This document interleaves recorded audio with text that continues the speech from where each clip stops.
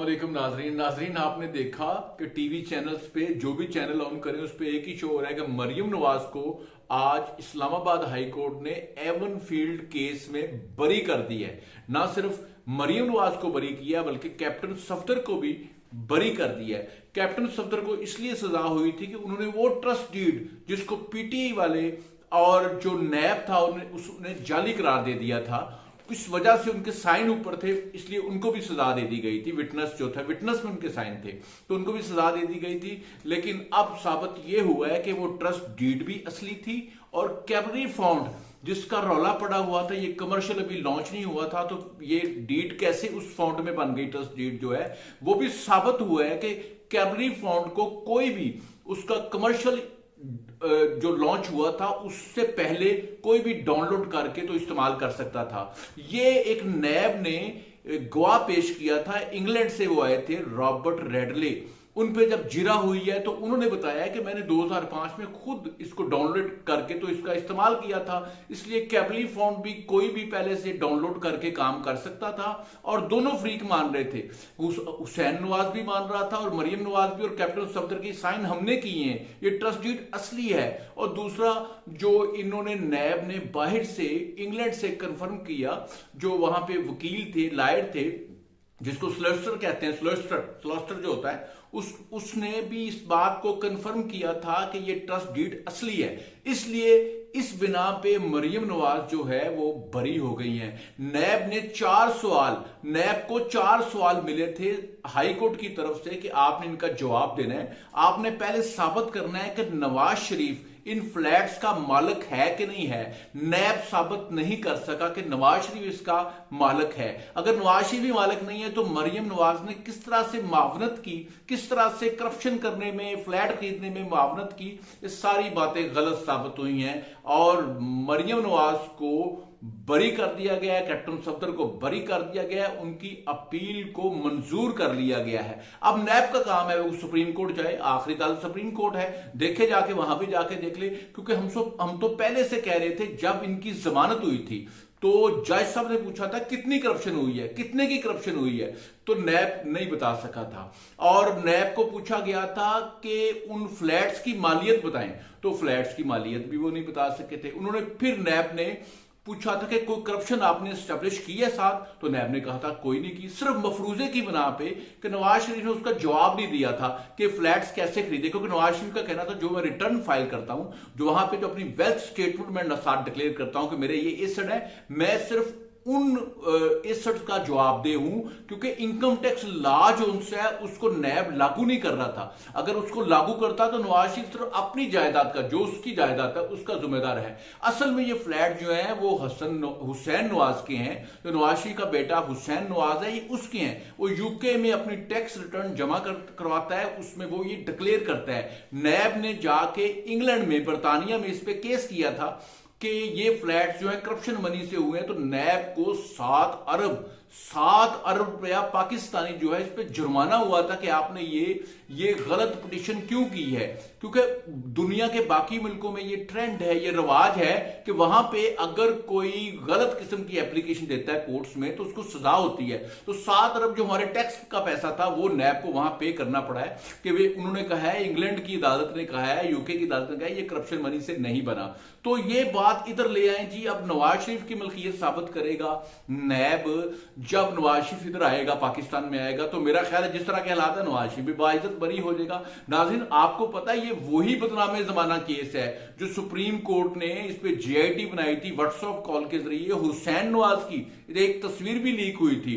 और वो जेआईटी जो थी, उस जेआईटी ने तहकीकात करके तो नैब को कहा था कि केस दर्ज करो। नैब तो केस दर्ज नहीं करता था, क्योंकि नैब का कहना था ये हुसैन नवाज के फ्लैट्स हैं और जो यूके नेशनल बंदा हो उसके खिलाफ पाकिस्तान की किसी अदालत में कार्रवाई नहीं हो सकती। हुसैन नवाज हालांकि जवाबदेह नहीं था, लेकिन वो फिर भी जेआईटी में पेश हुआ था। उसने जवाब दिया था कि ये मेरे दादा का कतरी खानदान के साथ बिजनेस था प्रॉपर्टी का, तो ये उनके पास हमारी इन्वेस्टमेंट थी, जिसको कतरी शहजादे ने भी उस खत में तस्दीक की थी कि ये फ्लैट्स हमारे थे, मुझे याद पड़ता है, क्योंकि कतरी जो है ये तो उस वक्त बच्चा था, ये असल में इन्वेस्टमेंट की थी। ये कतरी जो प्रिंस हैं सानी खानदान के, इनके जो बाप थे फौत हो चुके, इनके बड़े भाई थे, उनके साथ इन्वेस्टमेंट की थी, वो भी मर गए हैं, वो भी इस दुनिया से चले गए हैं, मियां शरीफ भी फौत हो गया है। तो इन्होंने ये सजा सिर्फ इसलिए दी कि क्या ये इन्वेस्टमेंट जो उन्होंने कतरी खानदान से की थी वो उन्होंने बैंकिंग ट्रांजैक्शन से क्यों नहीं की थी, उन्होंने कैश ट्रांजैक्शन की थी। कैश 12 मिलियन दिरहम दिया था। वहां दुबई में आज भी कैश इकोनॉमी है, लोग कैश देते हैं, कैश लेते हैं, तो कैश पे चीज ली है तो इसका मतलब करप्शन तो नहीं हुआ। उन्होंने कहा कि हमने दुबई में जो 1975 में फैक्ट्री लगाई थी वहां पे गल्फ स्टील, उसको बेचने के बाद ये पैसा हमने इन्वेस्ट किया था कतरी खानदान के साथ। ये फ्लैट उनके थे, ये हमें पसंद थे, तो ये 2006 में हसन नवाज के नाम पर ट्रांसफर हो गए। और नैब ने उनसे पूछा है कि 2006 में मरियम ने किस तरह से मावनत की है इन फ्लैट्स को खरीदने के लिए 2006 में, तो फिर वो कहने लगे ये 1993 में लिए थे। तो उनको 1993 में मरियम ने किस तरह से मावनत की थी इसका जवाब दें, इसका जवाब भी नैब के पास नहीं है। और नैब इसका जवाब 4 सवालों का नहीं दे सका। इसमें कोई एनआरओ का इस्तेमाल नहीं हुआ, कोई जो नैब का कानून थोड़ा सा बदला गया है, जो इमरान खान ने बदला था ऑर्डिनेंस के जरिए, उसके बदलने का कोई इफेक्ट नहीं आया। ये मेरिट पे मरियम नवाज और कैप्टन सफदर बरी हो गए हैं, और मुझे यकीन है कि नवाज शरीफ भी बरी हो जाएगा। लेकिन ये वो केस जिससे एक रजीम चेंज हुई थी। आपको पता है जब पनामा केस आया था तो पाकिस्तान की इकोनॉमी बहुत अच्छी थी, पाकिस्तान जो है वो सीपैक कर रहा था, इन्वेस्टर्स आ रहे थे, डॉलर सिर्फ 100 रुपए 104 रुपए का था उस वक्त, और घी का रेट आप देखें उस वक्त, बिजली के बिल देखें, गैस के बिल देखें, सब कुछ सस्ता था, पेट्रोल 87 था क्योंकि डॉलर नीचे था। तो हमारी इकोनॉमी बड़ी ठीक जा रही थी, सारा निजाम ठीक था, मुल्क में इन्वेस्टमेंट आ रही थी, और ये सारी जो दुनिया पे पैगाम दिया जा रहा था हमारी इकोनॉमी के बारे में। लोग कह रहे थे हमारी 18वें नंबर पे इकोनॉमी जो उनसी आ रही है दुनिया में, अब हम 54 नंबर पे हैं इस वक्त। तो 18वें नंबर की इकोनॉमी को 54 नंबर पे लाने के लिए ये पनामा का जो केस है ये कुछ लोगों ने मिलकर इमरान खान की क़यादत में बनाया था। और इमरान खान जो है वो, मेरा ख्याल है कि अब जो चोर डाकू का जो उनका नैरेटिव है, जो नारा लगाते हैं, बयानियां दे रहे हैं, उसको उनको छोड़ देना चाहिए।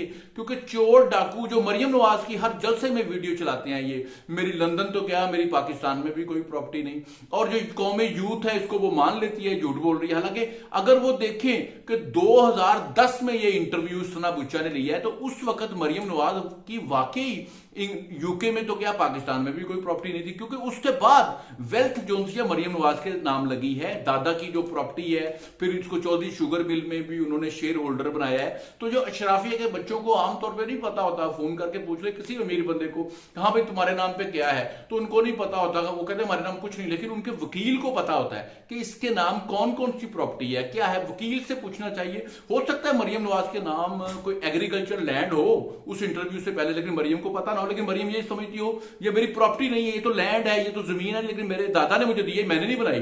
तो इसलिए अब मरियम नवाज का ये जो वीडियो बार बार इमरान खान अपने जलसों में चला रहा है, उसको एहतियात करनी चाहिए, बल्कि शर्म करनी चाहिए। शर्म वाली बात है ना, आप एक खातून की वीडियो बार बार चलाते हो और आपको फैक्ट्स का पता नहीं है।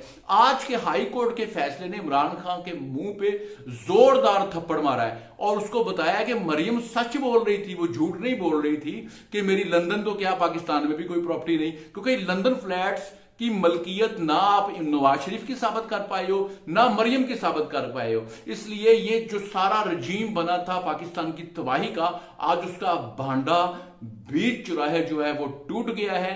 और इस पे जो लोग इन्वॉल्व थे, देखे ना कितनी बुरी बात है, वो साकम निसार एंड कंपनी, उनके साथ कुछ जजेस भी थे, और उन जजेस ने जो है वो मतलब किस तरह के ऑब्जर्वेशन दी, वहां पे किस तरह की मतलब बातें की कि ये सीलियन माफिया है, इस तरह की बातें। अब उस सारे केस का जो जिस तरह से पनामा केस था, पनामा में 450 से ऊपर लोगों का नाम था, और शहजाद अकबर रोज प्रेस कॉन्फ्रेंस करता था, लेकिन पनामा में सिर्फ नवाज शरीफ को और मरियम को और इनको इन्वॉल्व किया गया, बाकी किसी के खिलाफ कोई कार्रवाई नहीं हुई। और ये जायदाद जो है वो ये लीगल है, यूके वालों ने कह दिया ये बिल्कुल लीगल है, इसमें कोई करप्शन नहीं हुई। और आपको एक और मजे की बात बताऊं, पाकिस्तान में मनी लॉन्ड्रिंग अकाउंट जो कानून है मनी लॉन्ड्रिंग का, जो पाकिस्तान से पैसे बाहर जाते हैं, ये 2007 में नाफज हुआ है। इससे पहले सारे लोग अपने पैसे लेके जाते थे। अभी भी अगर कोई यूके नेशनल है तो अपनी प्रॉपर्टी बेच के कानून के मुताबिक पाकिस्तान से बाहर लेके जा सकता है। इसलिए जितना ड्रामा लगाया गया था पनामा के नाम पे,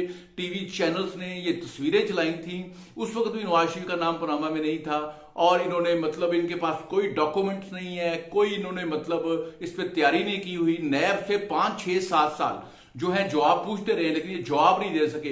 लेकिन मेरी इल्तिजा ये है, मैं बस अरबाब इक़्तिदार से जो अभी इस वक्त मौजूद हैं, इस पर सजाएं होनी चाहिए। अब मरियम नवाज को जो जेल में रखा था, जो अडयाला जेल में बंद रखा था, जो नवाज शरीफ को बंद रखा था, मरियम नवाज को जो जिस कमरे में रखा हुआ था वहां बाथरूम का दरवाजा नहीं था, दीवारें नहीं थी, तो मतलब एक खातून का आपने इस तरह से रखा, वही नमाज पढ़नी, वही खाना खाना, वो जो उसका टाइम आपने इतना मतलब उसको सजा दी है। फिर हर रोज 2 दिन के बाद 3 दिन के बाद इस्लामाबाद हाई कोर्ट के में आना, फिर जाना, फिर वहां पे मीडिया टॉक करनी, ये सारी देखें इतनी बड़ी एक्सरसाइज की है। और मरियम नवाज ने आज अल्लाह का शुक्र अदा किया है और बाहर आके मीडिया टॉक की है, उसमें एक इंकशाफ किया है। मरियम नवाज ने कहा है जब मैं नैब की हिरासत में थी तो इन्होंने मेरी वीडियो भी बनाई थी और इन्होंने मुझे धमकी दी है तो तुम्हारी वो वीडियो हम रिलीज कर देंगे। नैब वालों ने जवेद इकबाल की क़यादत में, जस्टिस जवेद इकबाल जो था ये मुलव्वस था मरियम नवाज की वीडियो बनाने में। मरियम ने कहा है मैंने स्लीपिंग सूट पहना हुआ था, सोने वाले कपड़े मैंने पहने होते, जो ड्रेस पहन के सोते हैं,